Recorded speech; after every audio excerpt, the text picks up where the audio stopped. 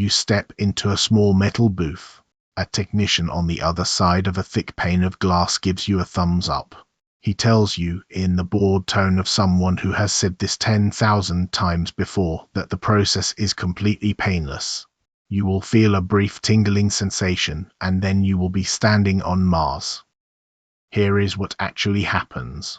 A scanner passes over your body and records the exact position, momentum, and quantum state of every particle that makes you up. Once the scan is complete, your body here on Earth is painlessly disintegrated. The information from the scan is transmitted at the speed of light to a receiving station on Mars, where a new body is assembled, atom by atom, out of raw material that has been sitting in a hopper waiting for exactly this purpose.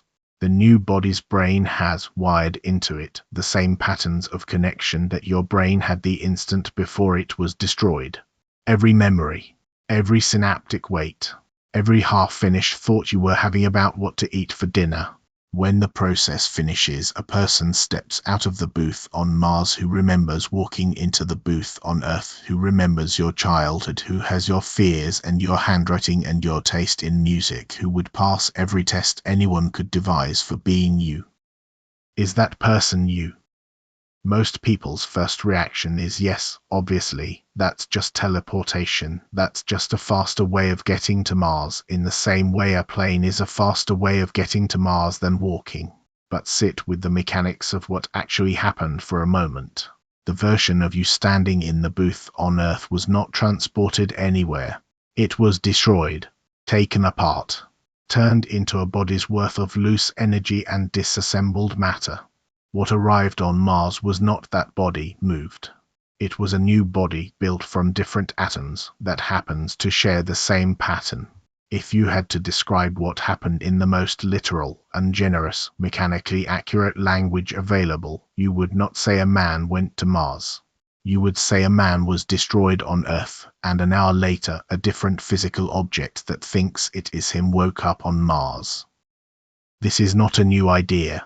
It's not even, really, a very novel one anymore. Decades of science fiction have made teleportation feel almost mundane, a piece of background furniture in imagined futures, a button you press to skip the boring part of the story where characters travel from one place to another.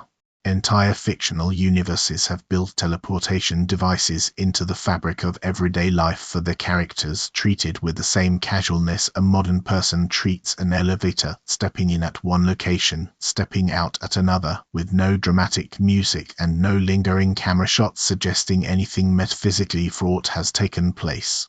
That casualness is doing a lot of quiet work.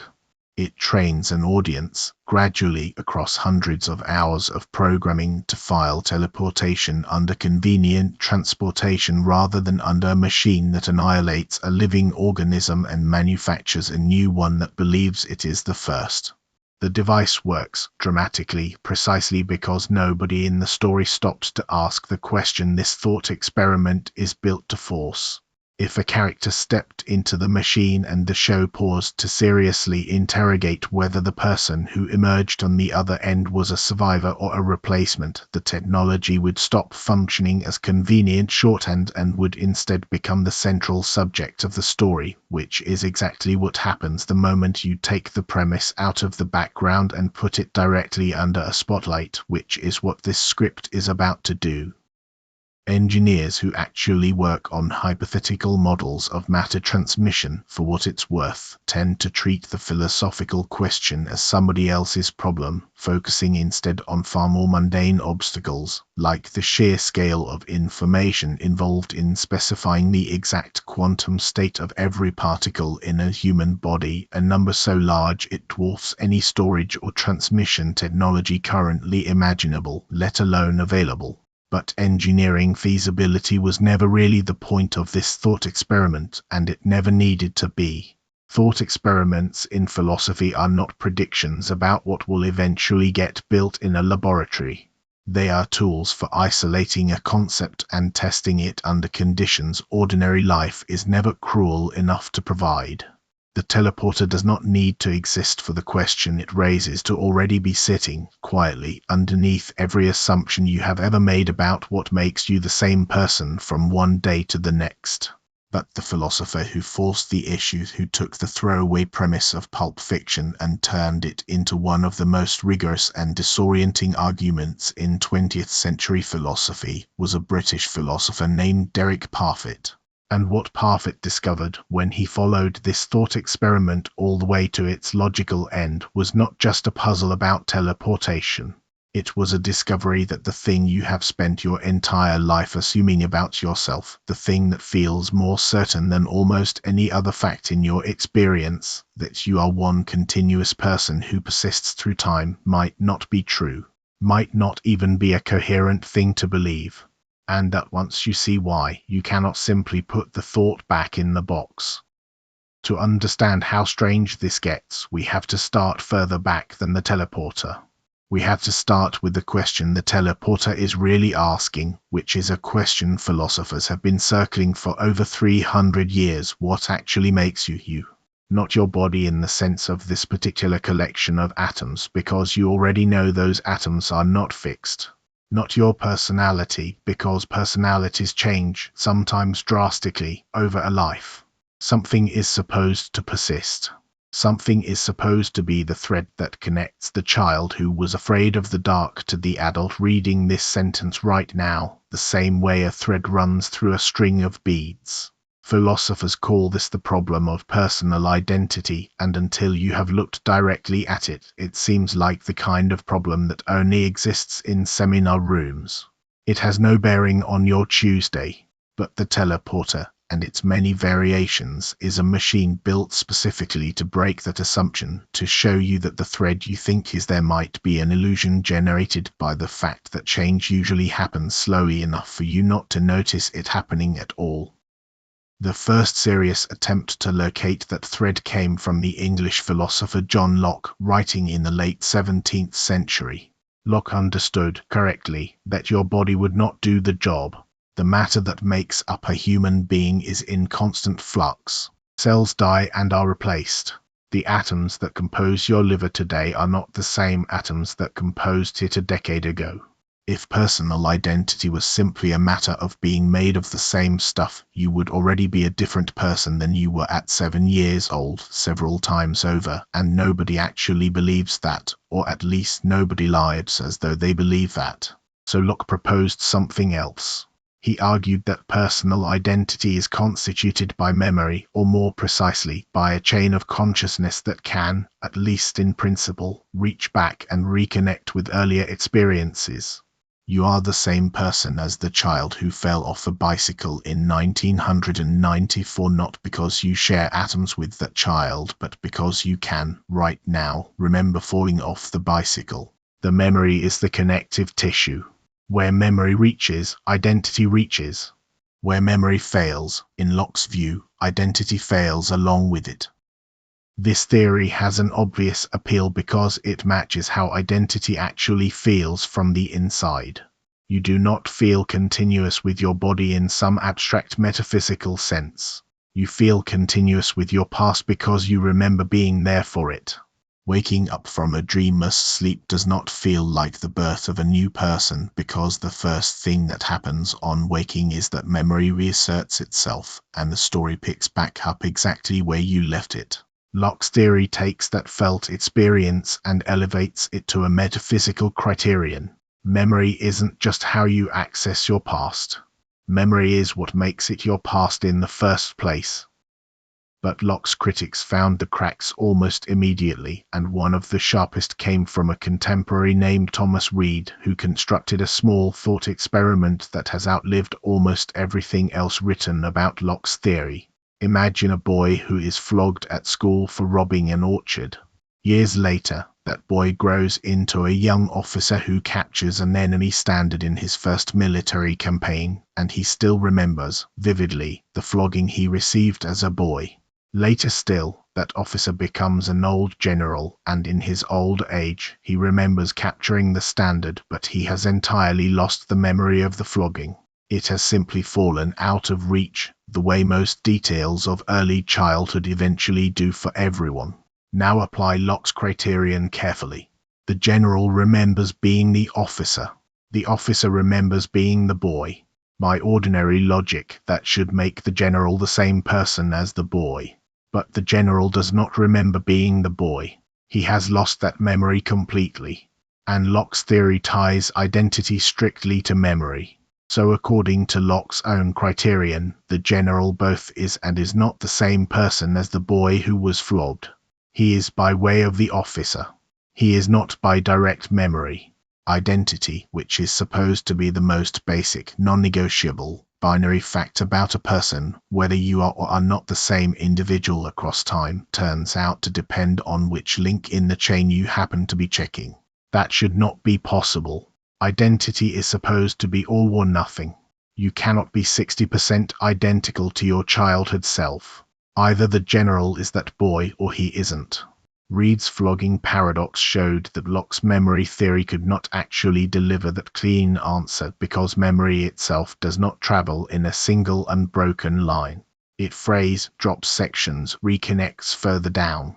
If identity depends on it, identity should fray in exactly the same way. And most people, including most philosophers who study this for a living, find that conclusion deeply uncomfortable because it suggests identity was never the solid, binary thing we assumed it was to begin with.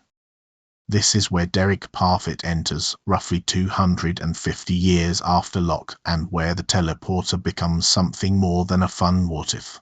Parfit did not invent teleportation as a philosophical device out of nowhere. He inherited a long tradition of identity puzzles, the ship whose planks are gradually replaced until none of the original wood remains, the amoeba that splits into two, the brain that might be transplanted from one skull into another. What Parfit did was realize that all of these older puzzles were, underneath their different costumes, asking the exact same question, and that a teleporter was the cleanest possible machine for isolating that question and forcing an answer. Because a teleporter does something the Ship of Theseus cannot do. It does not replace you gradually, plank by plank, over years, in a way that lets your intuitions adjust slowly and quietly to each small change. A teleporter destroys the original in an instant and creates the replica in an instant with no gradual middle ground for your intuitions to hide in. It takes the slow erosion that already happens to you every day of your life, and it compresses that erosion into a single, undeniable, philosophically merciless moment. Parfit's basic teleporter case is the one you started with. You step in, you are scanned, you are destroyed. A replica is built on Mars from new matter using the scanned blueprint. The replica remembers being you. It wakes up mid-sentence, finishing the thought you were having the moment before disintegration. From the replica's own point of view, nothing happened at all except an unusually intense tingling sensation. It steps out of the booth and it simply is you continuing your life on Mars. The first move most people make when they hear this case is to look for the thing that would settle it. Surely there is a fact of the matter. Either the person on Mars is you, or a new person has been created and you are simply dead, and there ought to be some way, in principle, to check which one happened. This instinct that there must be a determinate fact underneath the question, that identity is not something that can be partly true or a matter of definition, but something that is either fully the case or not the case at all, is exactly what Parfit set out to dismantle. And he did it by building a second, worse version of the thought experiment, one that has come to be known as the branch line case. In the branch line case, the teleporter works exactly as before, with one small mechanical alteration. The scanner reads your body, transmits the information to Mars, and a replica is built there. But this time, due to some malfunction, the disintegration booth on Earth fails. You are not destroyed. You step out of the booth, mildly tingly, and you are told that everything worked perfectly. A message arrives from Mars a few minutes later from a person who remembers being you, who has all your memories up to the moment of scanning, who is living out your life on the red planet starting from that point forward. And you are told, matter-of-factly, that due to the design of the machine, your body here on Earth, the one that failed to disintegrate, has sustained fatal damage to its internal organs during the scanning process, damage that was not supposed to happen because you were not supposed to survive the scan. The doctors tell you that you have, at most, a few days left to live. So now you are sitting there, fully conscious, fully yourself by every test anyone could apply, and you have just been informed that you are going to die within the week. And on Mars, someone who remembers being you, who woke up mid-thought the same way the replica always does, is going about the business of continuing your life. Is that person on Mars you?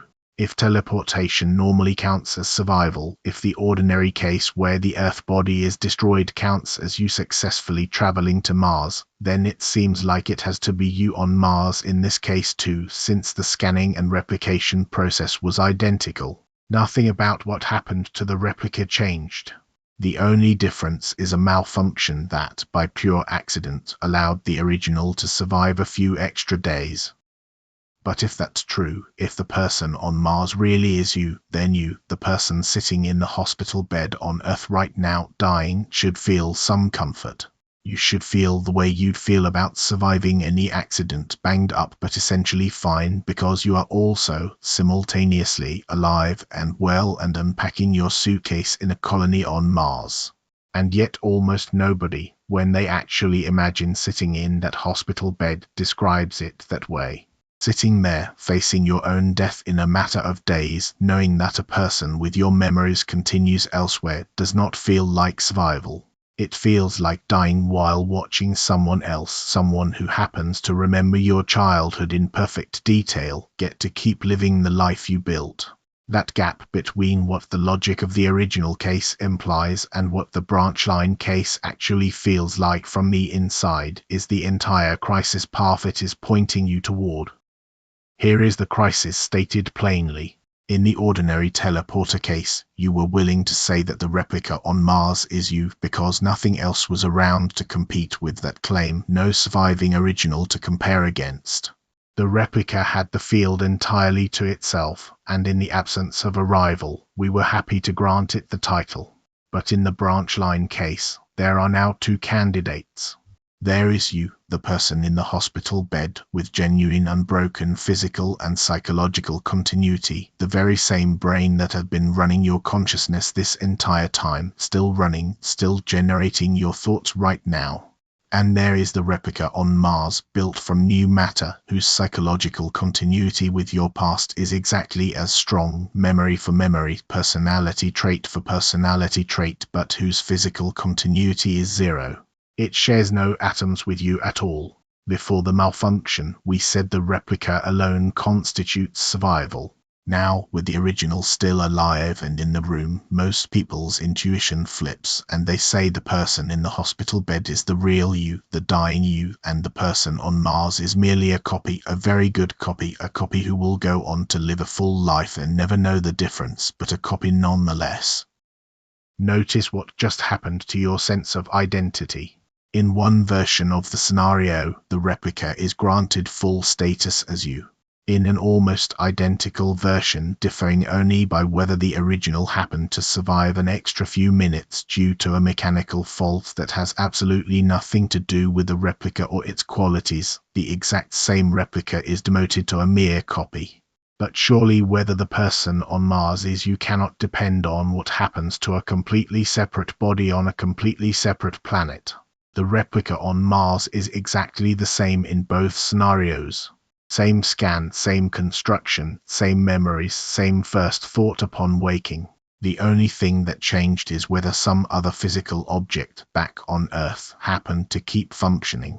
And your judgment about the replica's identity flipped completely based on that unrelated fact. That should worry you because it suggests that identity, the thing you thought was the single most basic and non-negotiable fact about yourself, is not actually tracking some deep truth about what you are. It is tracking a social and psychological convention, a rule we apply automatically when there's no competition, and abandon the instant there's a rival claimant in the room. Parfit's conclusion, and this is the part of his argument that even philosophers who have read it 100 times still find genuinely unsettling, is that the question "is the person on Mars really me?" does not have a hidden, determinate answer waiting to be discovered. It is not like asking whether a coin landed heads or tails while your eyes were closed, where there is a definite fact you simply don't have access to yet. It is more like asking whether a small unincorporated village, once it grows past a certain population and gains a city hall, has technically become a city. There is no further fact about cityness hovering somewhere beyond the population count and the government structure, waiting to be checked. Once you know all the physical and social facts, the question of whether to call it a city is a question about which label we've chosen to apply, not a question about some extra hidden property. Parfit argued that identity works the same way. Once you know absolutely everything about the branch line case, every physical fact, every psychological fact, exactly what happened to the atoms and exactly what happened to the memories, there is no further fact left over to discover about whether the person on Mars is really you. The word "you" is doing less metaphysical work than you assumed it was doing. It feels like it's pointing at some deep essential core, some soul-like kernel that either transfers or doesn't. But when you actually chase that kernel down, case by case, it dissolves. There is no extra ingredient beyond the physical continuity and the psychological continuity. And once those two things come apart, once you can have one without the other, the question of which one counts as the real you stops being a question with an answer and becomes a question about how we've decided to use a word. This is, understandably, where a lot of people want to reach for an escape hatch, and the escape hatch most commonly reached for is the soul. If there is a further fact about identity beyond the physical and psychological continuity, a fact that determines, cleanly and absolutely, whether the person on Mars is you, then that further fact would have to be something non-physical, something that either does or does not transfer to the replica regardless of what happens to matter and memory. This is essentially the position staked out by René Descartes over 3 centuries earlier, when he argued that a human being is composed of 2 fundamentally different kinds of substance. There is the body, which is physical, extended in space, mechanical, and divisible, the same way any object can be divided into parts. And there is the mind or soul, which Descartes considered a wholly different kind of substance, unextended, indivisible, and crucially not identical to the brain or reducible to any physical process happening inside it. On this view, when Descartes imagined stripping away everything that could possibly be doubted, his body, the external world, even the reliability of his own senses, he found that there remained one thing he could not doubt, that he was thinking, and therefore that he existed as a thinking thing. That thinking thing, that indivisible mental substance, is what Descartes took to be the actual self, the soul, distinct from the meat that carries it around. If Descartes is right, the teleporter case has a clean solution, and it's not a comforting one. A soul, being an indivisible, non-physical substance, is not the kind of thing a scanner could read and a printer could rebuild. Scanners read physical configurations, atomic arrangements, patterns of neural connectivity. All of that is body, in Descartes' sense, mechanical and reproducible in principle. The soul, whatever it is, would not show up on the scan at all, because it isn't made of the kind of stuff a scan can detect. Which means that if Descartes is correct, the teleporter can copy your body perfectly, copy every memory, every disposition, every quirk of personality that emerges from your brain's physical structure, and still fail to transfer the one thing that actually makes you you. In which case the person who steps out of the booth on Mars, however convincing, however certain they feel that they are you, however seamlessly they continue your life, is a new soul, a different person entirely, who has simply been furnished with a brain identical to yours and therefore believes sincerely and mistakenly that they are you. And the actual you on this account simply ended when your body was disintegrated in the booth on Earth, taking your soul out of existence along with it, or releasing it to wherever souls go, but either way ending your presence in this story. The dualist solution has the virtue of giving you the clean, determinate binary answer that Parfit's argument denies is available. But it comes at an extraordinarily steep price because it requires you to accept the existence of a substance that, by definition, cannot be detected by any physical instrument, cannot be located anywhere in the brain, and cannot be shown to do anything that isn't already explainable by ordinary neural activity. Every advance in neuroscience over the past century has moved in the opposite direction from what Descartes needed to be true. Damage to specific regions of the brain reliably produces specific, predictable changes to personality, memory, moral reasoning, even the sense of having a unified self at all. Patients with certain kinds of brain damage report the specific and bizarre sensation that they no longer exist, a condition called Cotard's delusion, not because their soul has departed, but because the physical machinery that generates the feeling of being a self had been damaged. If a soul, distinct from the brain, were doing the work of constituting personal identity, it becomes very difficult to explain why that identity is so thoroughly, so consistently, so mechanically dependent on which parts of a 3-pound organ happen to be functioning correctly on any given day. Every piece of evidence we have accumulated points toward the mind being something the brain does, not something the brain merely houses. And if that's true, then the soul is not available as an escape hatch. There is no extra non-physical ingredient hiding behind the scan, waiting to not get copied. There is only the brain, and the brain is exactly the kind of physical objects a sufficiently advanced scanner could, in principle, read completely. If the soul goes, you might reach next for the brain itself as the anchor of identity, and this is in fact the position many contemporary philosophers hold, under the label of animalism or the physical continuity view. On this account, you are not, fundamentally, a bundle of memories or a stream of psychological connections. You are a particular living organism, a biological animal, and your identity over time is a matter of that organism's biological continuity, the unbroken thread of life processes running from your birth to this moment, largely centered on the continuous functioning of your brain. This view has an advantage the memory theory struggles with because it does not run into Reed's flogging paradox. Your identity is not held hostage to whether you happen to remember any particular event. You remain biologically continuous with the 7-year-old who fell off the bike whether or not you can recall the fall, in the same way an oak tree remains the same tree it was as a sapling even though it cannot remember being one. But the physical continuity view runs directly into a problem of its own the moment you introduce the teleporter, because on this account, the answer to the teleporter case is unambiguous and it is the answer almost nobody wants. If identity requires the continuous existence of the same physical organism, then the person stepping out of the booth on Mars, constructed from entirely new matter, sharing no atoms whatsoever with the body that was disintegrated on Earth, simply is not you, full stop, no matter how perfect the psychological match. The original organism died in the disintegration booth. A new organism was created on Mars that happens to be an exact physical and psychological duplicate. This would mean that teleportation, far from being a convenient way to travel, is actually a machine for painlessly murdering someone and replacing them with someone who is deceived into believing they are the deceased, which is, notably, the interpretation the branch line case seemed to support when your intuitions flipped and you sided with the dying original in the hospital bed rather than the walking, talking replica on Mars.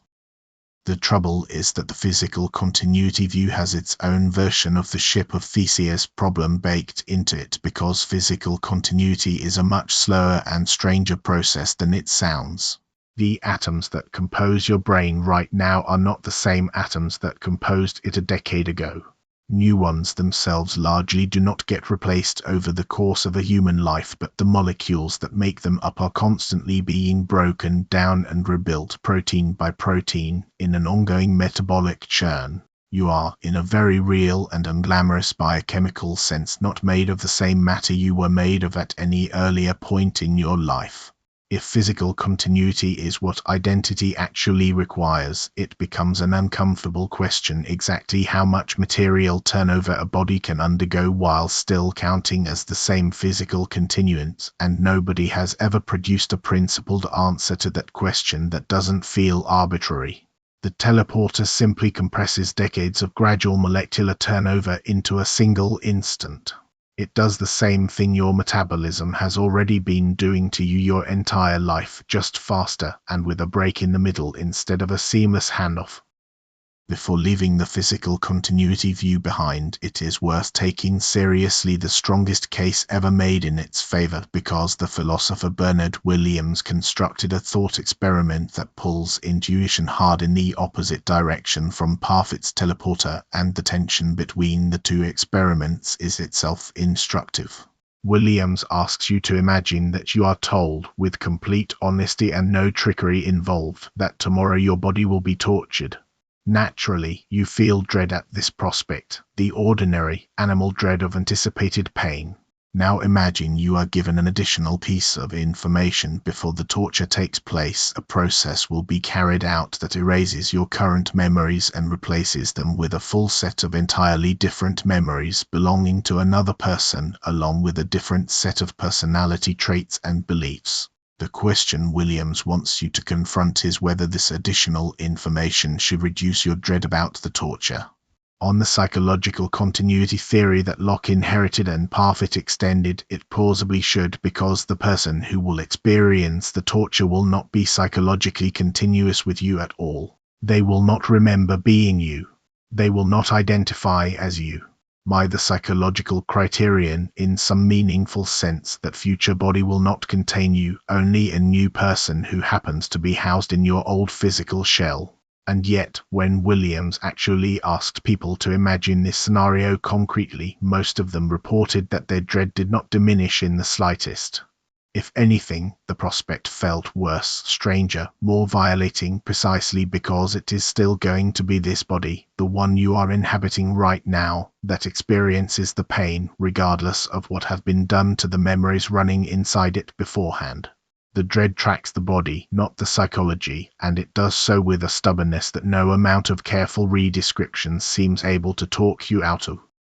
Williams took this as evidence that our actual, felt sense of what matters about survival is more closely tied to bodily and physical continuity than the psychological continuity theorists want to admit, and that the teleporter case may be quietly cheating by asking you to imagine the process from a comfortable emotional distance as an abstract puzzle about memory transfer, rather than confronting you with the same visceral, first-person stakes that the torture case forces on you directly. It is one thing to calmly agree in the seminar room that psychological continuity is what really matters.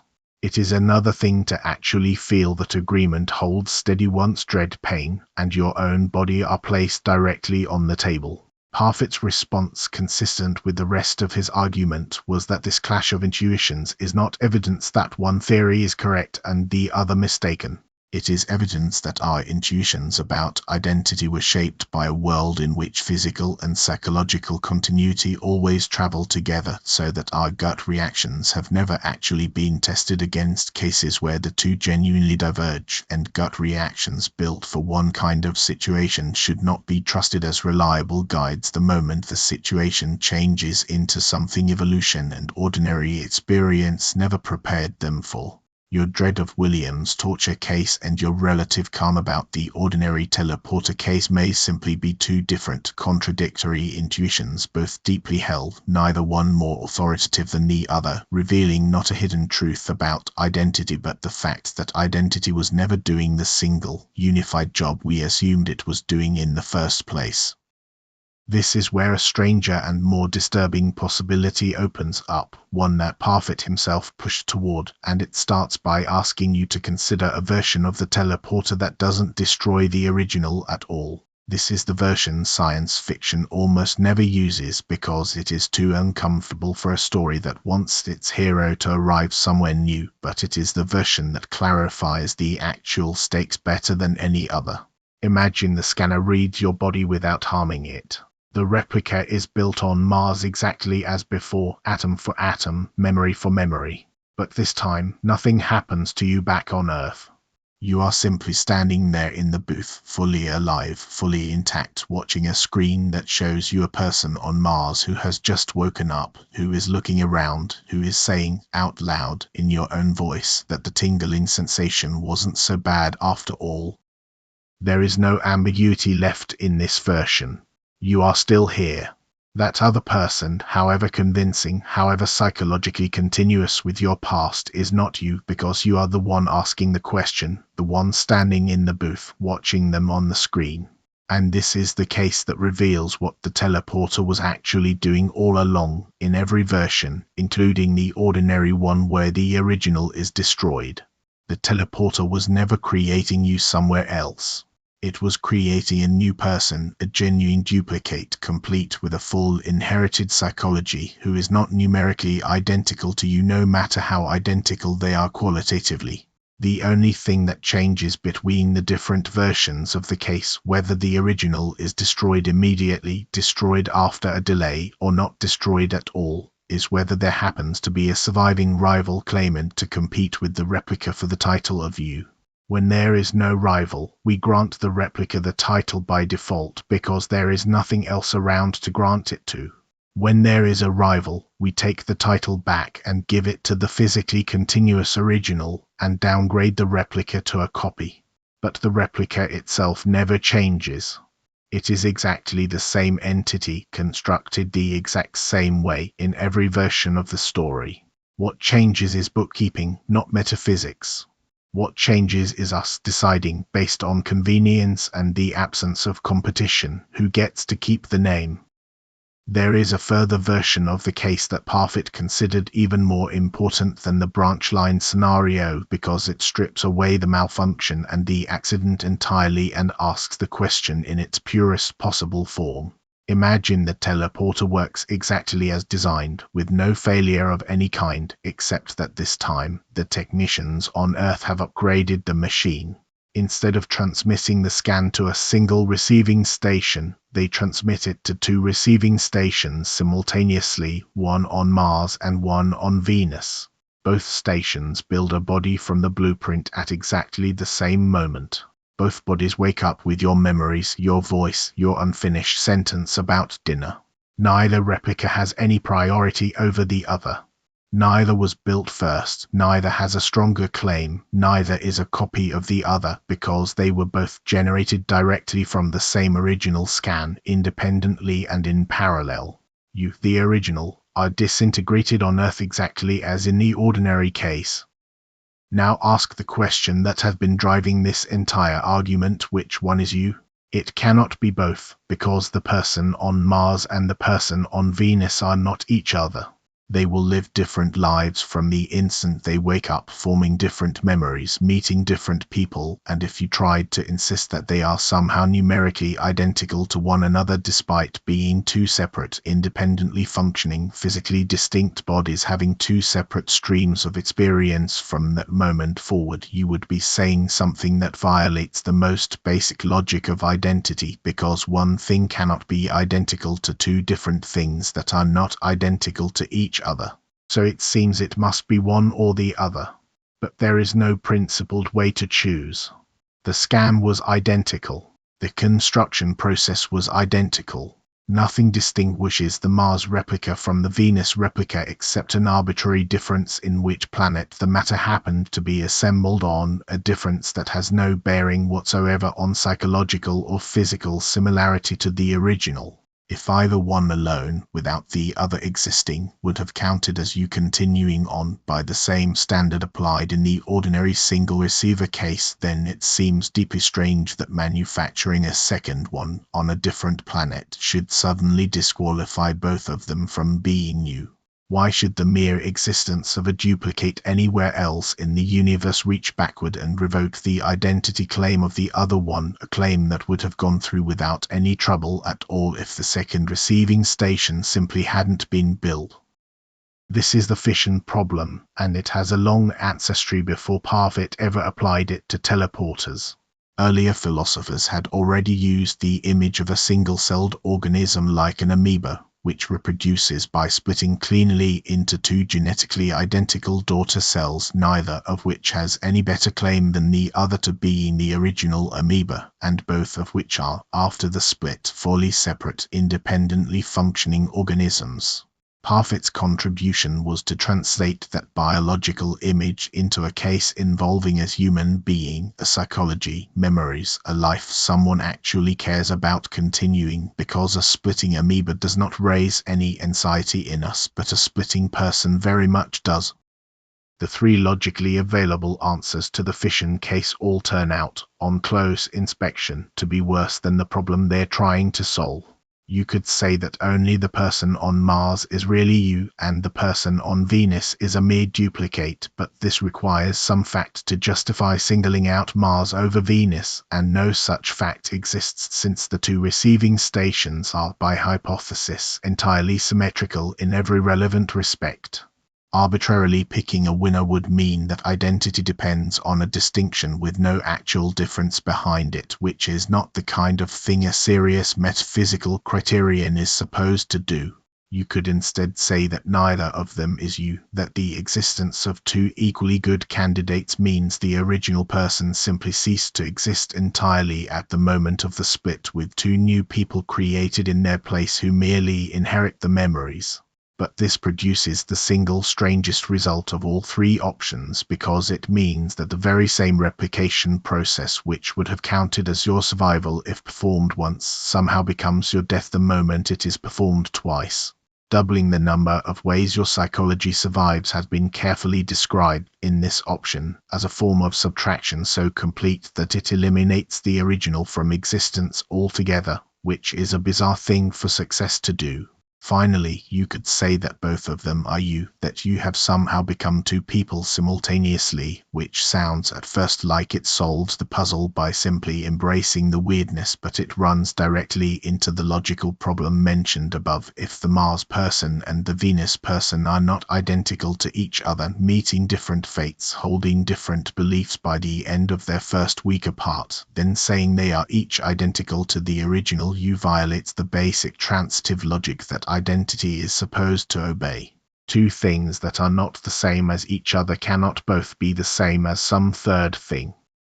Parfit's actual conclusion was that all three of these answers are, in a sense, wrong, because all three assume that there has to be a single correct number of people the original you became, 1, 0, or 2, as though this were a further fact waiting to be pinned down. His proposed way through the puzzle was to abandon the assumption that identity is the right concept to be reasoning with here at all, and to fall back on relation R, psychological continuity and connectedness, which does not require picking a winner. On the relation R view, what actually happened in the fission case is that the original person's psychology continued fully and without any diminishment in two separate places at once.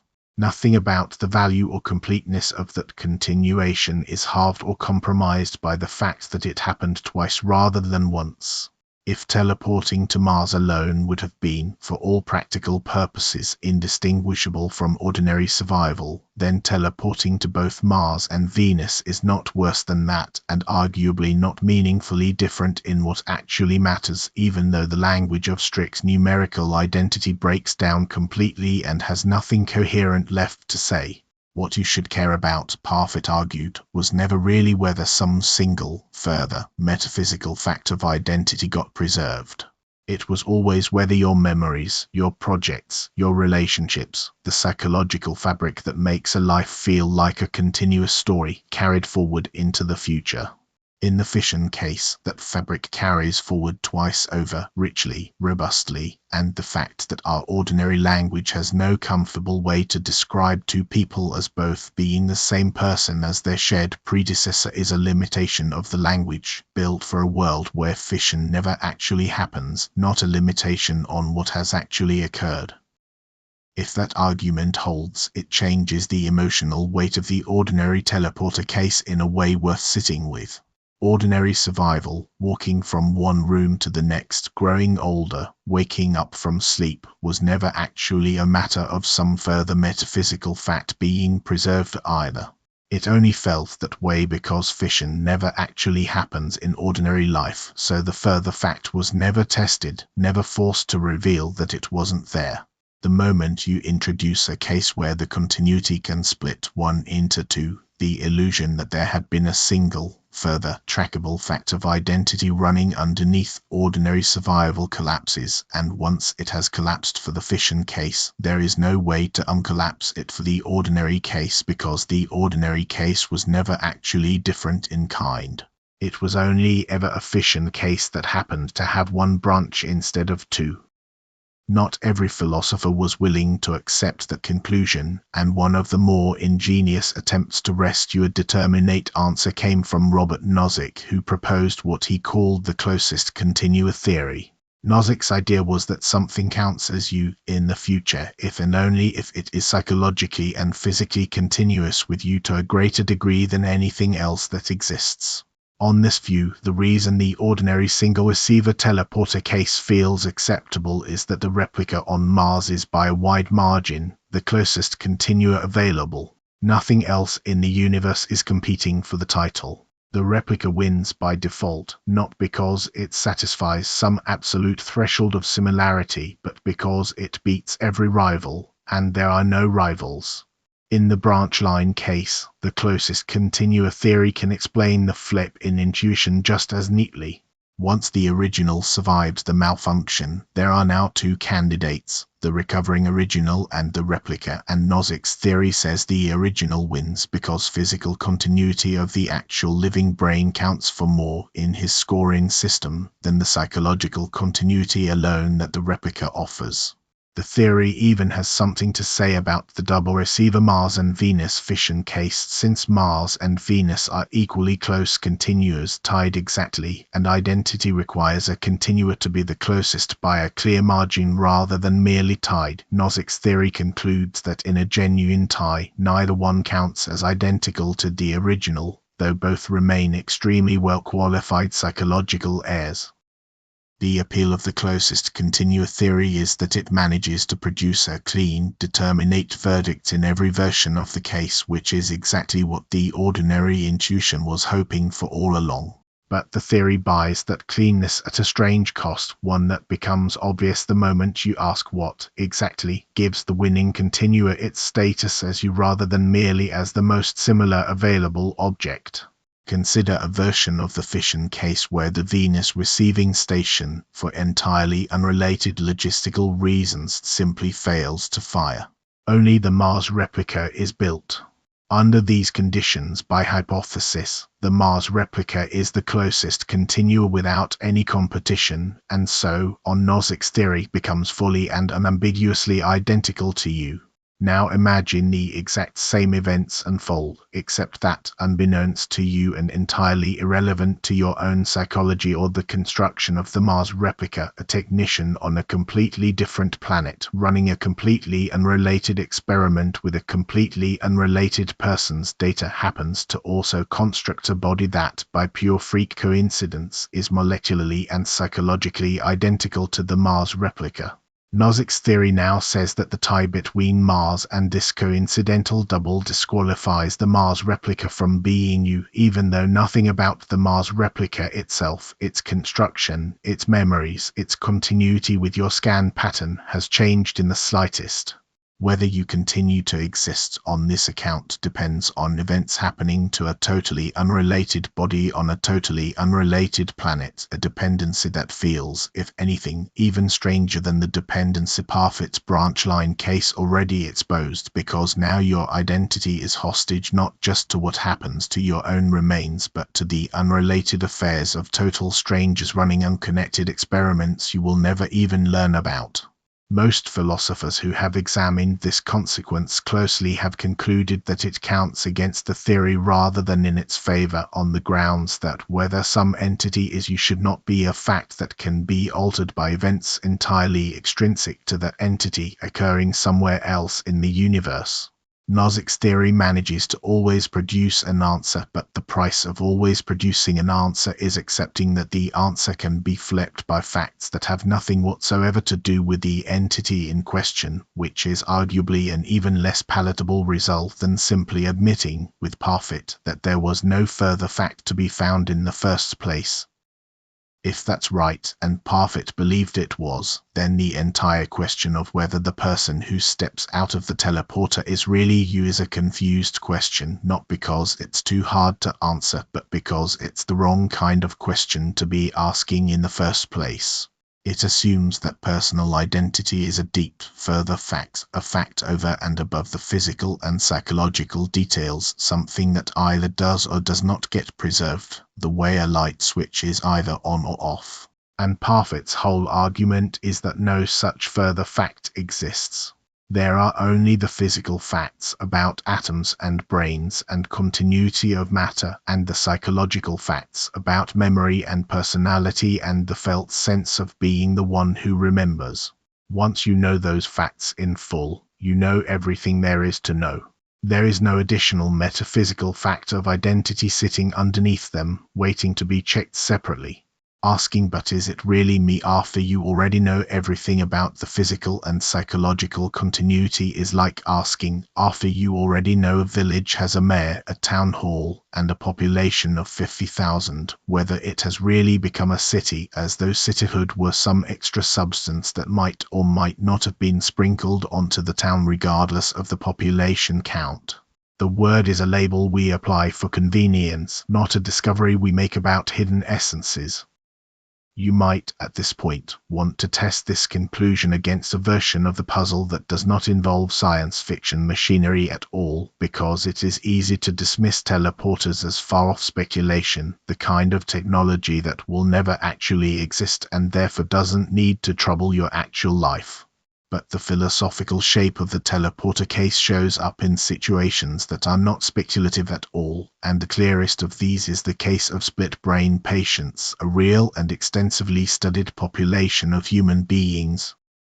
The human brain is divided into two hemispheres, left and right, connected by a thick bundle of nerve fibers called the corpus callosum, which allows the two halves to communicate and coordinate as a single unified system. In the mid-20th century, a surgical procedure was developed to treat cases of severe epilepsy, in which this connecting bundle is deliberately severed, preventing seizures from spreading from one hemisphere to the other. The procedure was remarkably effective at controlling seizures, and in ordinary day-to-day behavior, patients who underwent it seemed to function almost entirely normally, talking, walking, holding jobs, reporting no sense that anything about their inner life had changed. But careful experimental testing, conducted by researchers including Roger Sperry and Michael Gazzaniga, revealed something considerably stranger happening beneath the surface.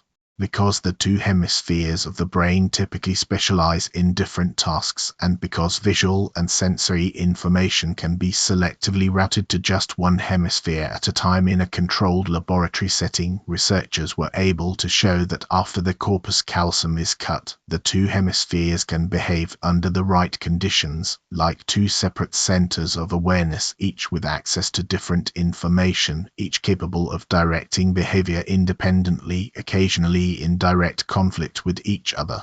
A patient's left hand, controlled by the right hemisphere, might reach out and perform an action that the patient's verbal left hemisphere cannot explain and sometimes actively disowns because the verbal, language-producing hemisphere genuinely does not have access to the information the other hemisphere is acting on. The philosophical question this raises is not subtle. If a single brain can be split into two systems capable of independent perception, independent decision-making, and in the most extreme test conditions, apparently independent streams of consciousness, then the number of persons a single skull contains is not a fixed and obvious quantity.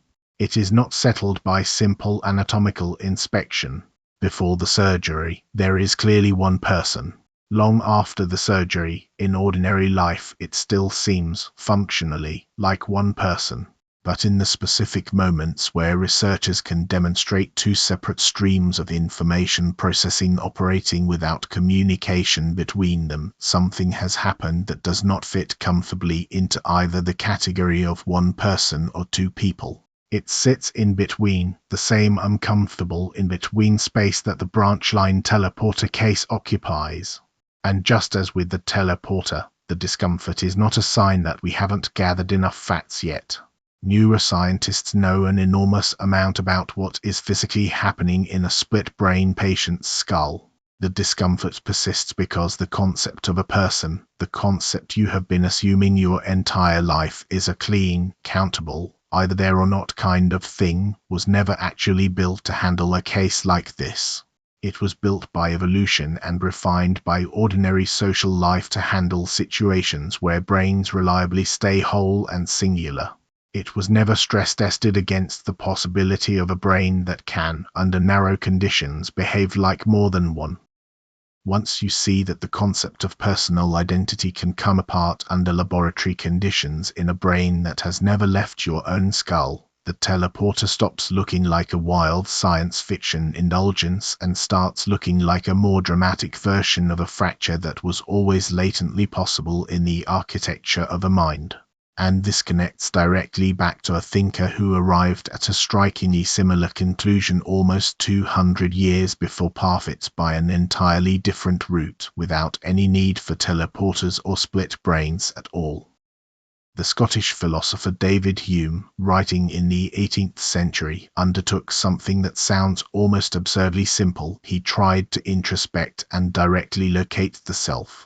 He turned his attention inward as carefully and honestly as he could, searching for the thing that was supposedly having all of his experiences, the constant and changing witness behind the parade of sensations, thoughts, and feelings that made up his conscious life. And he reported, with a kind of startled candor that still reads as unusually honest for a philosophical text, that he could not find it. Whenever he looked inward, he said, he always stumbled on some particular perception of heat or cold, light or shade, love or hatred, pain or pleasure. He never caught himself without a perception, and he never observed anything but the perception itself. He never once, he insisted, caught the self doing the perceiving separate from the perceptions themselves. What he found, instead, was a constantly shifting bundle of individual mental events, one after another, with no unchanging thread running through them that he could locate by direct inspection.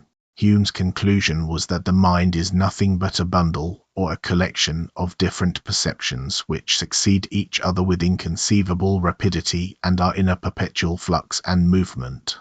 The self, in the sense of a single persisting entity that owns and unifies all these experiences, is not something we discover through introspection.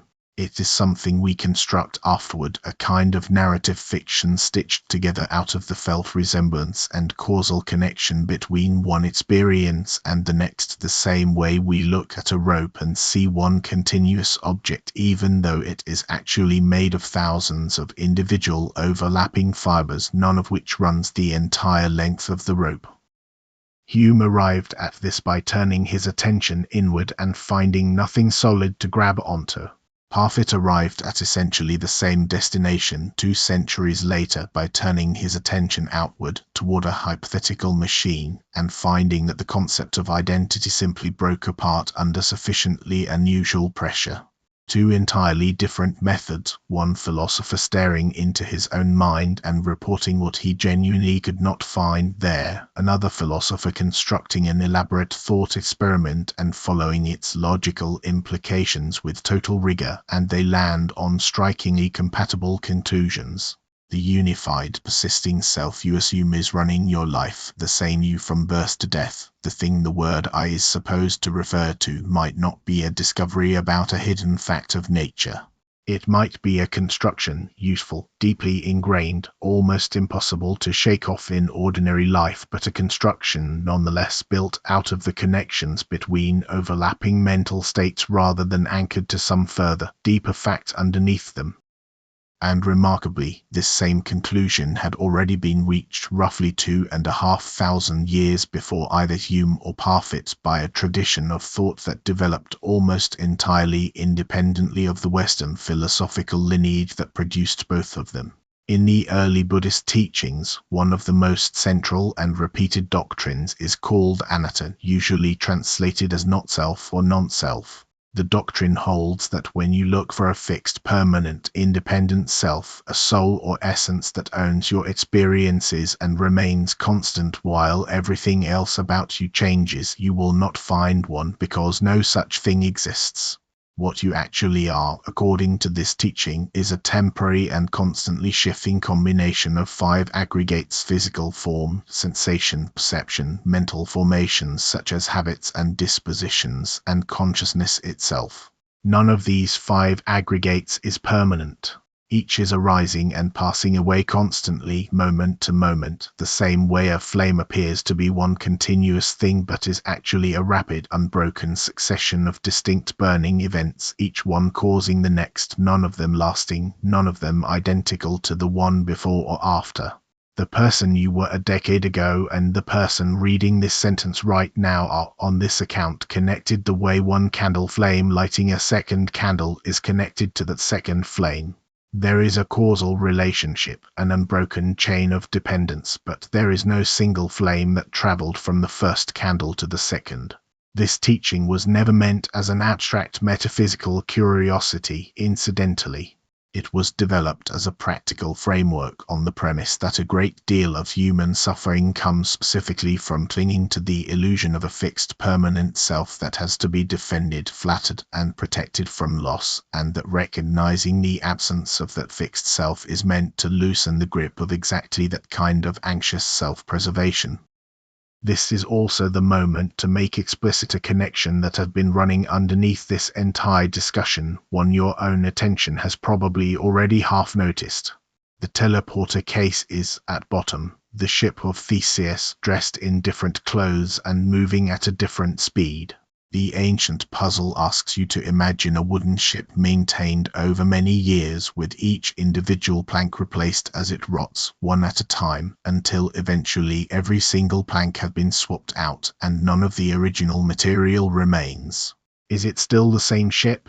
Most people's first instinct is yes, because the replacement happened gradually, one small change at a time, none of which felt significant enough on its own to threaten the ship's identity, the same way a single grey hair does not turn you into a different person, and neither does the next one, and neither does the one after that, even though the cumulative effect, over enough time, is total transformation.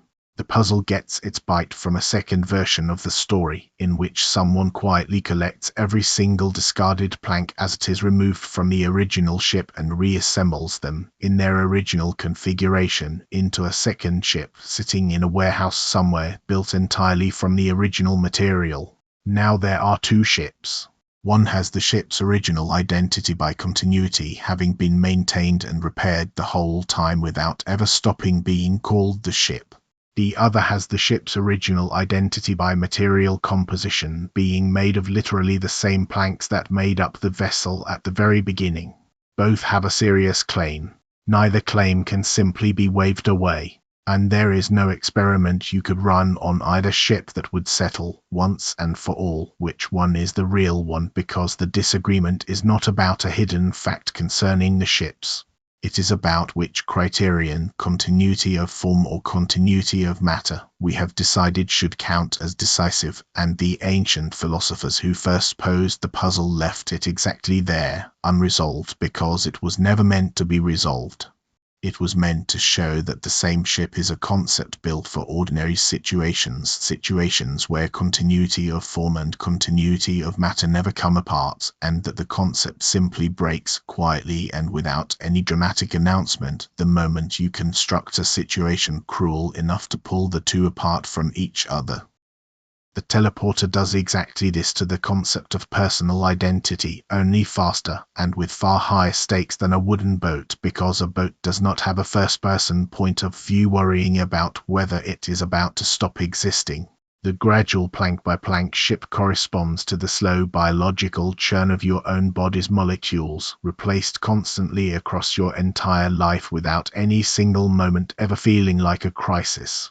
The reassembled warehouse ship built from the original discarded material corresponds, strangely, to nothing quite so tidy in the human case, though you might notice that it maps unexpectedly well onto the physical continuity theorist's insistence that the original brain, whatever remains of it, however dispersed, ought to carry some privileged claim that a psychologically perfect replica simply cannot match. And the instantaneous teleporter itself corresponds to a third version of the ship puzzle that almost nobody bothers to construct because it would require magically disassembling the ship in an instant and reassembling an identical copy elsewhere using entirely new lumber, a version so obviously artificial that it would strike most listeners as a needless embellishment on a puzzle that already works perfectly well without it. But that needless embellishment is precisely what makes the teleporter case so much more useful, philosophically, than the ship it descends from, because it removes the last comfortable refuge, the gradualness, the slow pace that lets your intuitions adjust quietly at every step without ever noticing the scale of what had accumulated. The teleporter forces you to confront, in a single instant, the full weight of a transformation your own body has actually been putting you through gradually, your entire life, one replaced molecule at a time, so slowly that you were never once given the chance to flinch. It is a remarkable convergence. A meditative tradition built around easing suffering, a Scottish empiricist doing careful introspection in his study, and a 20th century analytic philosopher constructing a science fiction thought experiment about teleporters, three entirely different starting points, three entirely different methodologies, arriving at a family of closely related conclusions that the solid, continuous, essential self you feel yourself to be may be less like a discovered fact and more like a useful story, stitched together out of genuinely existing but genuinely separate parts. This is understandably the point in the argument where the whole thing can start to feel less like an intellectual puzzle and more like a kind of vertigo, the ground shifting slightly under a concept you had never previously thought to question. And it is worth being honest about the fact that Parfit himself experienced this reaction when he first worked through the implications of his own arguments, and that he later described what happened next in a way that is unusual for a philosophy text because it reads less like an argument and more like a testimony. Parfit wrote that when he believed his own identity was a further fact distinct from the facts about physical and psychological continuity, he seemed imprisoned in himself. His life seemed like a glass tunnel through which he was moving faster every year, and at the end of which there was darkness. When he changed his view, the walls of his glass tunnel disappeared. He now lives, he wrote, in the open air. There is still a difference between his life and the lives of other people, but the difference is less. Other people, he said, are closer. He is less concerned about the rest of his own life, and more concerned about the lives of others. This is worth sitting with because it means Parfit did not experience his own conclusion as merely a clever bit of technical philosophy to be admired and then set aside. He experienced it as something closer to a genuine reordering of what mattered to him, and specifically a reordering that reduced the perceived importance of one particular boundary, the boundary between himself and everyone else, a boundary that had always felt, before this argument, like the single most important line in the universe, the line separating what happens to me from what happens to anyone else. If that boundary is not a further fact, if it is, at bottom, a matter of degree, of overlapping psychological connections that come in stronger and weaker versions rather than a hard binary switch that is either you or not you, then the special, almost sacred status you grant to your own future, above and beyond the status you grant to the futures of other people, starts to look less like a discovery about the deep structure of reality, and more like a very persistent habit, evolutionarily and socially useful, but not metaphysically privileged. Parfit's own suggested replacement for the concept of personal identity, the thing he thought should actually occupy the place identity used to occupy in our reasoning about what matters, he called relation R, standing for psychological continuity and connectedness with the right kind of cause. Notice what this replacement does. It does not ask the all-or-nothing question, is the person on Mars really numerically me? It asks a different kind of question entirely, how much psychological connection actually holds between me now and that future person, how many memories carry over, how many intentions, how much of the personality and the ongoing projects and cares. And crucially, this quantity can come in degrees. It can be strong, as it is between you 5 minutes ago and you right now. It can be weaker, as it plausibly is between you at 20 and you at 80, after decades of gradual psychological drift, changed opinions, forgotten memories, altered values, the kind of slow accumulated change that means the person you'll be in 50 years, if you live that long, will remember only a fraction of what you currently consider important, and will likely hold views on any number of subjects that would surprise or even mildly dismay you now.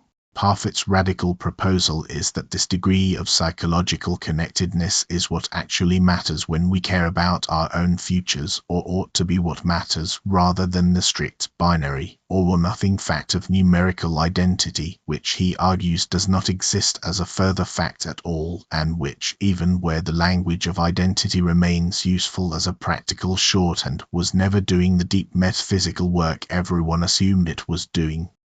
If this is correct, it means something quietly radical about ordinary life that has nothing to do with teleporters, something that was true of you before you ever heard of Derek Parfit and will remain true regardless of whether teletransportation is ever actually built.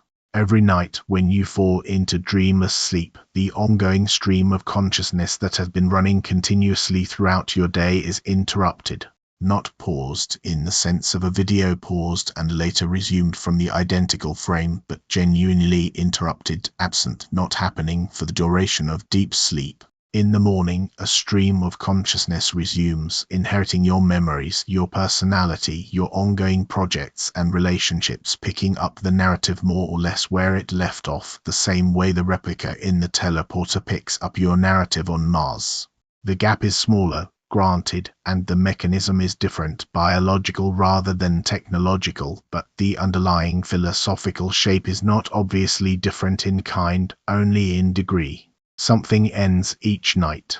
Something psychologically continuous with it, but not numerically, unbrokenly identical to it in any deeper sense than the replica is identical to the original, begins again each morning. You have, on this account, already been undergoing something structurally similar to teleportation, quietly, every single night of your life, and the only reason it has never felt disturbing is that the gap is brief. The material that resumes is your own brain rather than a replica built from new matter, and there has never, in your case, been a branch line scenario to reveal the seams by putting a rival claimant in the room. The same logic extends further than sleep into every gradual change a human life undergoes. The values, memories, and personality traits that will belong to you in 30 years will overlap only partially with the values, memories, and personality traits you have right now, in the same slow, accumulating way that the Ship of Theseus loses its original planks one at a time until, plank by plank, none of the original material remains, even though at no single moment did anything dramatic or sudden appear to happen. If identity is not a further fact but a matter of degree of psychological connectedness, then in a very real sense you are already living out an extremely slow-motion version of the very fission and replacement the teleporter merely compresses into an instant. The child who was afraid of the dark and the adult reading this sentence are connected by an unbroken causal and psychological chain, memory linking to memory, personality trait gradually shading into its successor in exactly the way Hume described and exactly the way the Buddhist doctrine of dependent flame-to-flame causation described, but that chain is not the same thing as a single, unchanging essence persisting untouched underneath all the changes. It is closer to the rope made of overlapping fibers, none of which runs the full length, and yet all of which together produce something that functions for every practical purpose as a single continuous rope. It is worth pausing here to address the question of whether any of this actually matters outside of a philosophy seminar, because it is tempting, especially once the argument starts to feel destabilizing, to file it away as an entertaining but practically inert curiosity, the kind of thing you nod along to and then forget by the time you're making dinner. But consider what is actually being asked of you every time you make a decision that trades your present well-being for the sake of your future self, saving money instead of spending it, studying instead of relaxing, enduring a difficult period at work because of the career it will eventually build, tolerating short-term pain for the sake of a long-term goal. Every one of these decisions rests on an assumption about how much the person who will benefit from the sacrifice is really you, in the sense that matters, as opposed to merely someone who will inherit your memories and resemble you closely enough that the distinctions seemed, until this argument, not worth making. If Parfit is right, and what actually connects you to your future self is a matter of degree rather than an unbreakable metaphysical bond, then the rational weight you give to your distant future, the version of you 30 or 50 years from now, arguably ought to be somewhat less absolute than the weight you give to yourself 5 minutes from now, and correspondingly, the weight you give to the well-being of other people, whose futures are connected to your present in a structurally similar way to how your own distant future is connected to your present, arguably ought to be somewhat more significant than pure self-interest usually assumes. This is precisely the shift Parfit reported experiencing personally, less walled off in the glass tunnel of pure self-concern, more open to the futures of others, because the line separating my future from someone else's future turned out, under close inspection, to be a difference of degree rather than the sharp metaphysical wall it had always felt like. None of this, it should be said clearly, requires you to actually believe that teleporters will one day exist, or that you personally will ever face a version of Parfit's thought experiment in reality. The value of the thought experiment was never really about predicting future technology. It functions the way a controlled laboratory experiment functions in physics, artificially isolating a variable that is normally tangled up with a dozen other variables in ordinary life so that its behavior can be studied cleanly. In ordinary life, physical continuity and psychological continuity always travel together. You never encounter a case where they come apart, because your brain persists continuously through your entire waking life, carrying your memories and your matter forward together in lockstep, moment to moment. The teleporter is simply a device for artificially separating those two things that always travel together in reality, so you can ask cleanly which one you actually care about, and discover in the process that the question does not have the clean answer you assumed it would have, because the two things you thought were fused into a single fact called identity were never actually fused at all. They were only ever running in parallel, coincidentally, and it took an entirely hypothetical machine to reveal that the coincidence was doing all the work. The stakes of all this become sharper still once you notice how much of ordinary moral and legal life is quietly built on the assumption that personal identity is exactly the kind of solid, further fact Parfit denies it is. Consider punishment. The entire justification for imprisoning someone today for a crime committed 20 years ago rests on the premise that the person sitting in the courtroom now is the very same person, in the deep, metaphysically loaded sense, as the person who committed the offense, and therefore deserves to bear the consequences of an act they personally performed.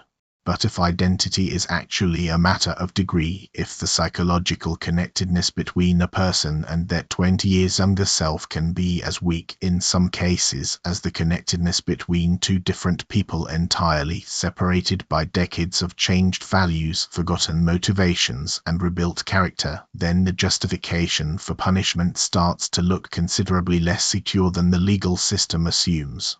Parfit himself considered this implication directly and suggested that our practices of punishment might need to be sensitive to the degree of psychological connectedness between the offender and the person now facing punishment, rather than treating the question as the simple binary the law currently treats it as, the same person or not guilty, with nothing in between.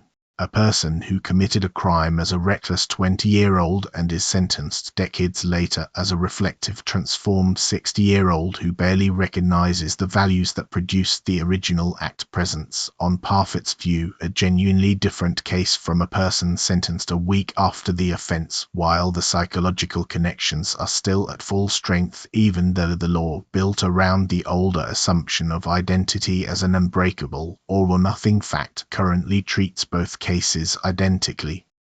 Promises raise the same structural worry from a different angle. When you promise a friend you will help them move apartments next year, the moral force of that promise seems to depend on the idea that the person who shows up next year, or fails to show up, is bound by a commitment that you, the very same person, made. But you already know, from everything covered so far, that the person who shows up next year will be connected to you now by a chain of psychological continuity that is real, and often strong, but not absolute, and never a matter of some further, untouchable fact of sameness.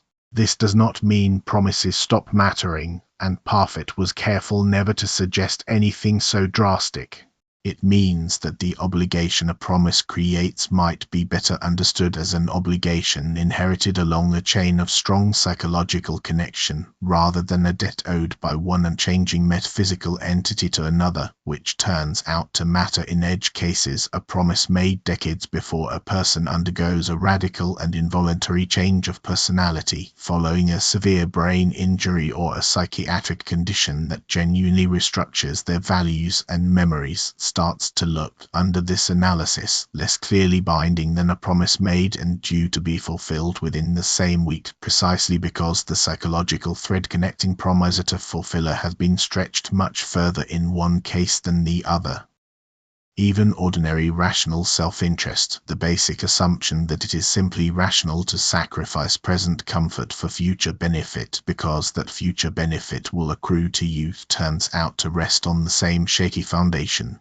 Economists and ordinary common sense alike generally treat it as basic and unquestionable that a rational person should care more about their own future well-being than about the well-being of a stranger, precisely because it is their own future well-being, and this asymmetry is usually taken to need no further justification at all, the way it needs no justification to prefer avoiding your own pain over reading about a stranger's pain in the newspaper.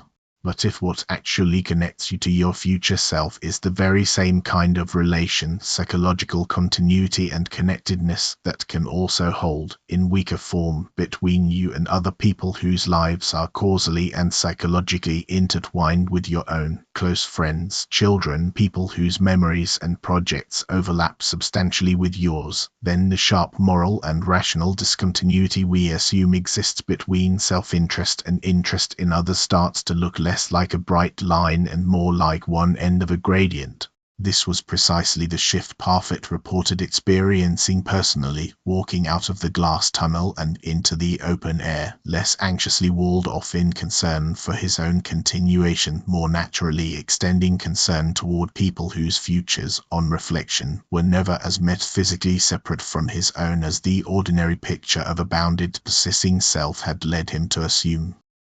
There is a version of this problem that has stopped being purely hypothetical in a different way than quantum physics makes it non-hypothetical, and it is worth addressing directly because it is very likely the version you will actually encounter in your lifetime, long before any working matter teleporter is remotely plausible. Serious researchers in neuroscience and computer science have spent real money and real careers pursuing the idea of mind uploading, the proposal that it might eventually be possible to scan the complete structure of a human brain in enough detail to simulate its activity on a computer, producing a digital process that thinks, remembers, and behaves exactly as the original brain's owner would. The proposal comes in different flavors. Some versions imagine a destructive scan in which the biological brain is sliced and analyzed layer by layer, destroyed in the process of being read, exactly like the earthbound body in the ordinary teleporter case.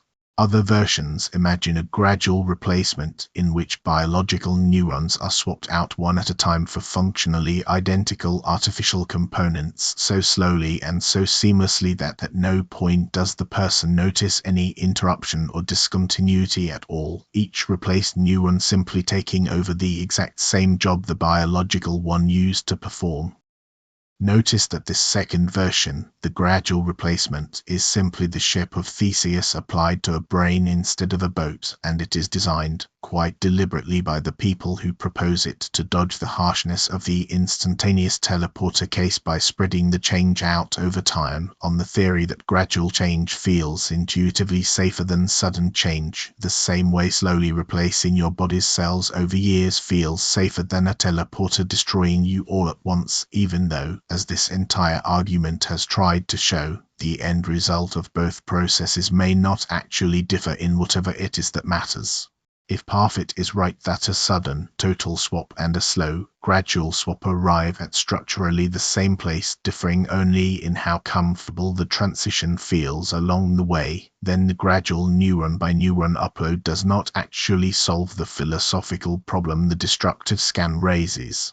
It only anesthetizes you to it, spreading the disintegration paragraph by paragraph instead of delivering it all in a single sentence, so that no single moment ever feels like the death of the person having it.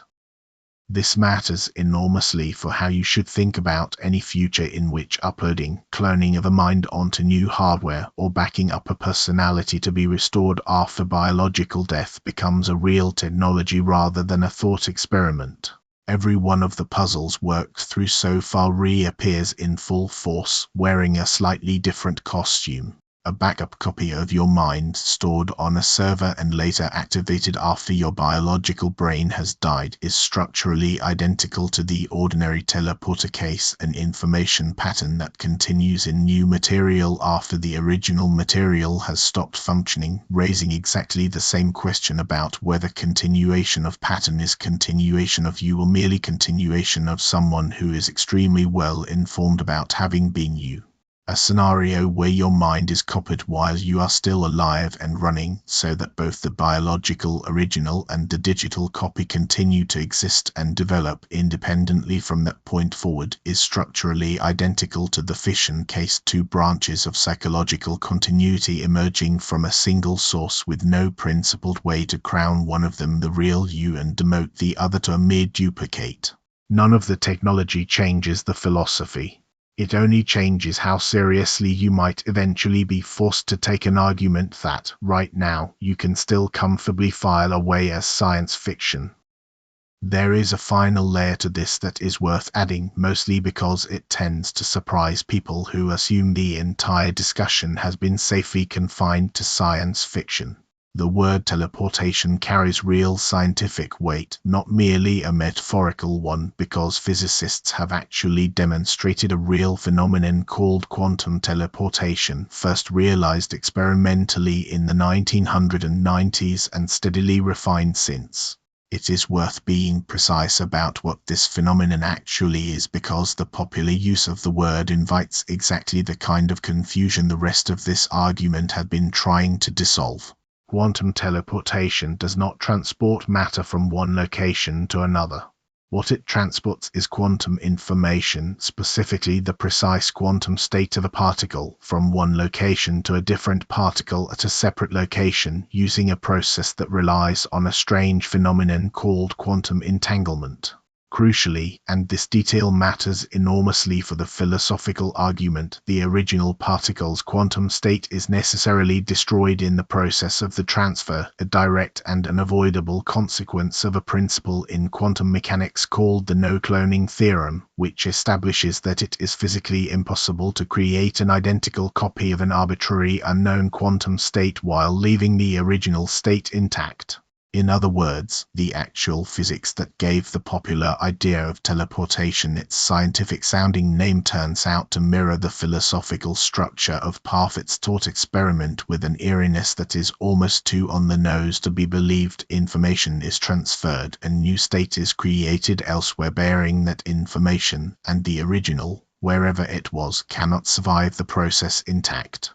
It is destroyed as an unavoidable condition of the information being transmitted at all. Reality, in this one very narrow and technical sense, appears to already agree with the darker reading of the thought experiment. Transferring the pattern requires eliminating the original that held it. It is worth dwelling a moment longer on exactly why the no-cloning theorem exists, because it is not a mere engineering limitation that better technology might someday overcome, the way early flight was limited by weak engines and not by any law of physics forbidding heavier-than-air travel. The no-cloning theorem is a direct mathematical consequence of the linear structure of quantum mechanics itself, proven rigorously in the early 1980s, and it states that there is no possible physical process that can take an arbitrary, unknown quantum state and produce two independent, identical copies of it while leaving the original untouched. This is not a limitation of current instruments. It is a structural feature of reality at the smallest scales physics has ever been able to probe, which means that the deep tension running through this entire discussion, the tension between wanting a perfect duplicate and wanting the original to also survive intact, is not merely a philosophical inconvenience invented by Derek Parfit to make an interesting thought experiment. It appears to be quietly baked into the actual physical laws governing the universe at the most fundamental level currently understood, in a way that feels almost too poetic to be a coincidence. You cannot have your cake and copy it too, not because the technology isn't good enough yet, but because the mathematics of quantum states forbids it categorically, the same way the mathematics of geometry forbids you from drawing a square circle no matter how skilled the draftsman. None of this proves anything about consciousness or souls or what personal identity ultimately consists of. The no-cloning theorem is a fact about quantum information, not a fact about minds, and it would be a mistake to lean on it as though it settled the philosophical argument on its own. But it is a striking piece of context to hold alongside everything else covered so far, because it means that even at the level of fundamental physics, the universe appears to enforce a version of the same principle Parfit kept circling back to across every single thought experiment in this discussion, that faithfully transmitting a pattern and preserving an original as a separate, intact, ongoing thing are not two independent achievements you can simply have both of whenever you like. Something, structurally, has to give. The pattern moves, or the original persists, but getting both, a perfect duplicate elsewhere and an untouched original here, may not merely be difficult. It may not be available to this universe at all, at any level, from the quantum state of a single particle up through the full physical and psychological state of an entire human brain.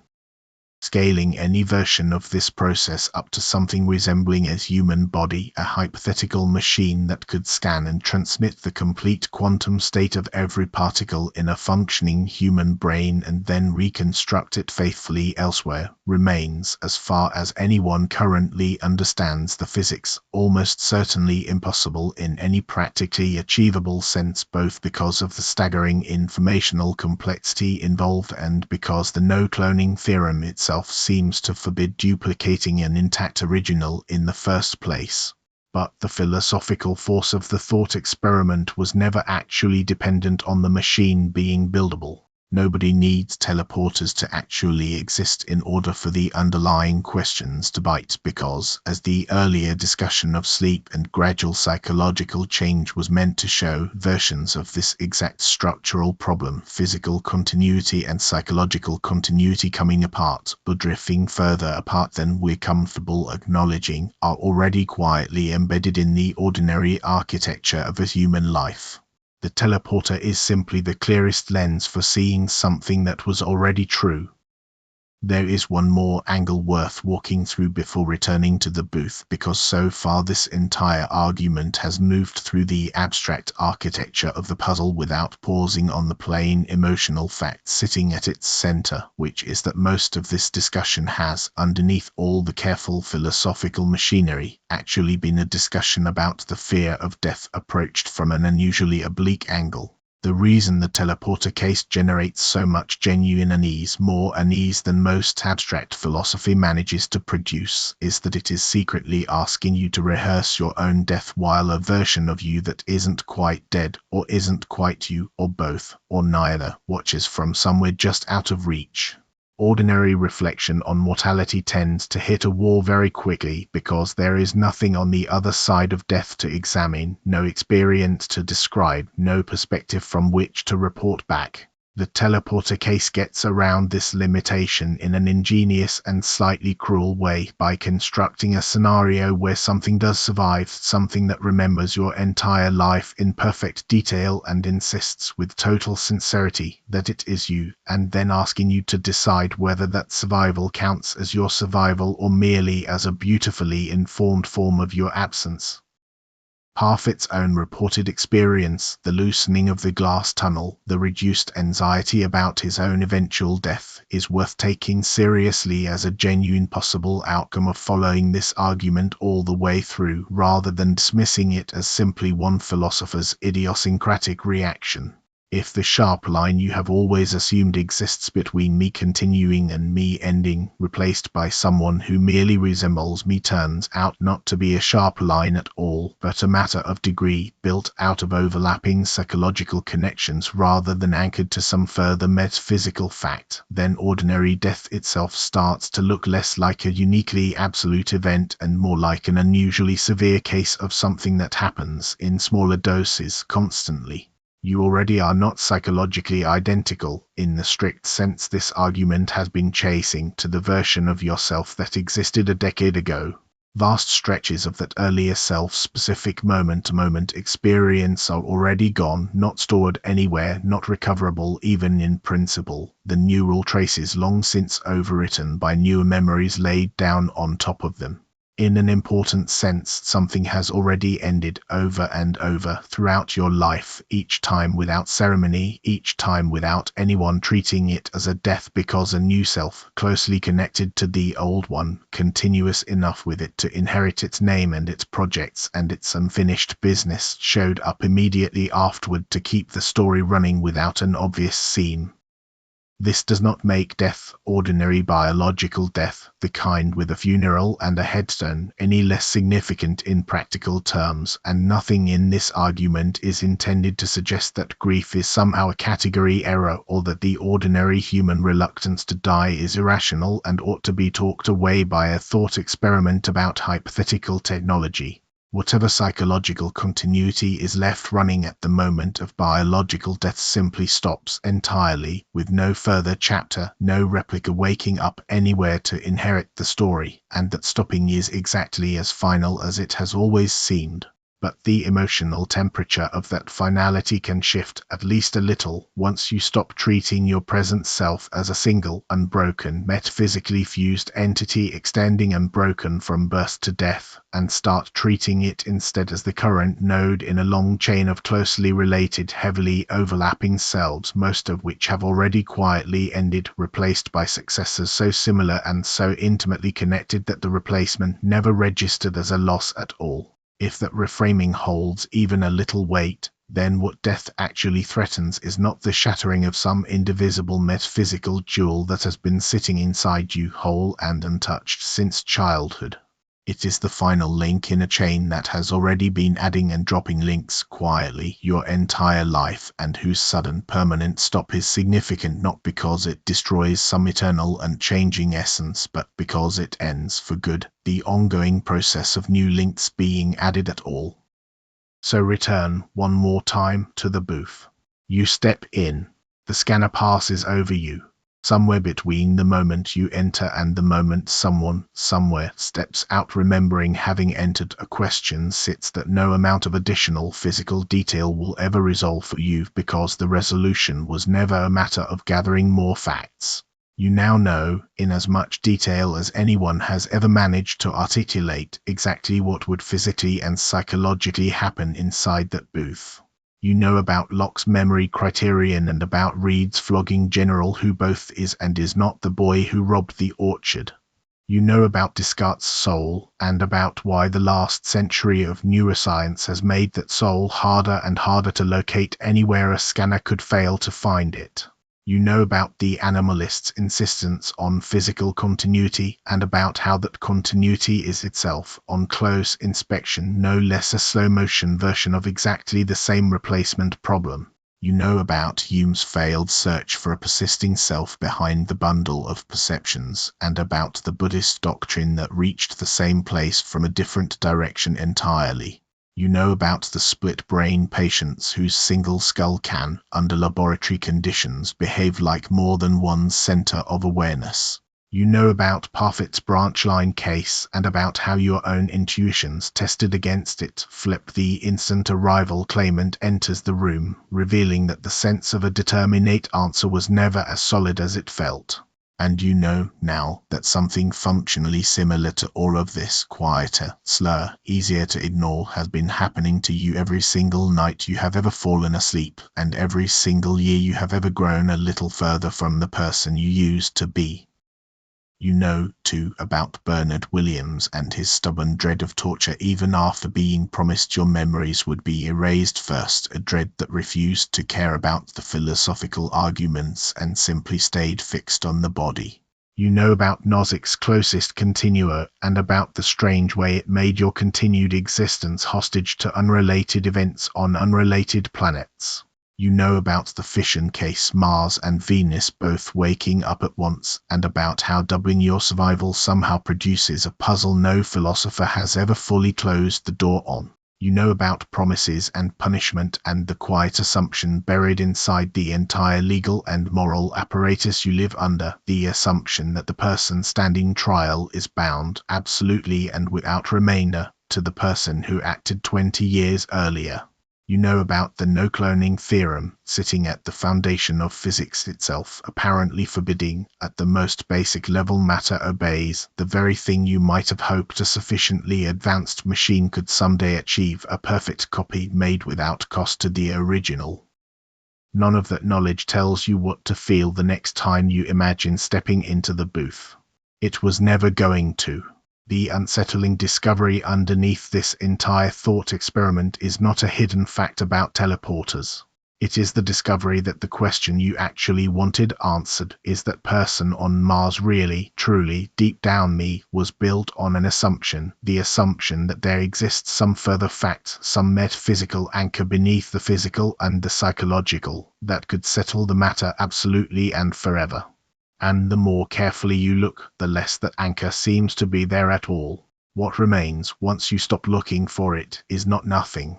It is memory, connected to memory, personality shading into personality, one state of a brain giving rise to the next, a chain of overlapping fibers strong enough to build an entire life on top of, strong enough that you will almost certainly walk out of this thought experiment and continue living exactly as though nothing has changed, worrying about your future the same way you always have, protecting the person you will be next year with the same instinctive urgency as before.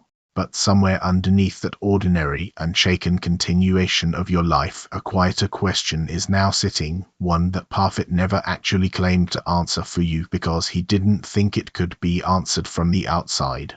He only showed you, with as much rigor as he could manage, that the question was real.